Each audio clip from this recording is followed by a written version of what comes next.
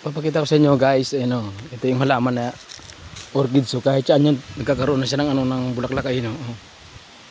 Zoom natin. Ayan oh, ayan siya, ayan oh. Ayan kulay violet oh, ayan oh. Ganda ng bulaklak niya, ayan oh. Nasa puno na siya ng ng kaimito oh, ayan oh. Ang laki niya oh, ang laki na ayan oh. Ayan siya, ayan oh. Hindi ko na napansin yan dito. Kung ililipat ko yan dito sa dalawang stick yan, ayan oh. Malaki na yan, ayan oh. Malaki talaga yan. Madali lang hanapin yung halaman na yan kasi ano yan eh, mababangong bulaklak niyan eh, ayan oh. Ayan kulay violet, ayan oh. Ayan, laki niya oh, malaki pala siya. Lapitan natin. Ibak muna natin, lapitan natin siya. Ayun oh, mainit kasi. Grabing init dito. Ayan siya, ayan oh. Ayan siya, yung bulaklak na ayan oh, ayan oh. Ang laki na pala, ayan oh. Malaki na pala siya, ayan oh. Kasi po nung araw nangunguha kami niya sa bundok niyan. Kung saan yung hangin, doon mo maamoy yung bulaklak na yan. Ang dami na bunga ng nyug, ayan oh. Dahil bulaklak na yung bunga ng nyug, ayan oh. Dami bunga ng nyug, ayan oh.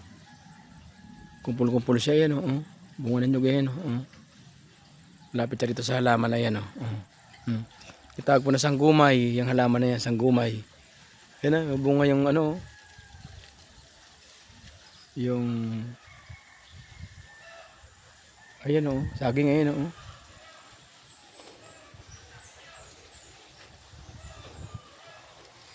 Ito po yung mga takway ng gabi, ayan oh. Dami pong takway ng gabi rito, ayan oh. Dito po yan ang kapitbahay namin. Dami ng gabi.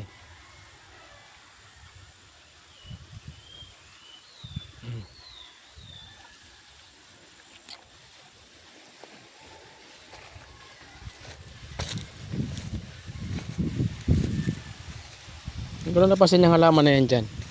Nakuha ko sa pamangkin ko yan, palipat ko po sa bahay yan, dyan sa puno. Mga puno para dyan po siya mamulaklak ulit next year. Tuwing March po mulaklak niya, tuwing March. Yan. Pabukan na po yung mga bulaklak ng sanggumay na yan. Tayo po nyo sa bundok, doon sa Pako.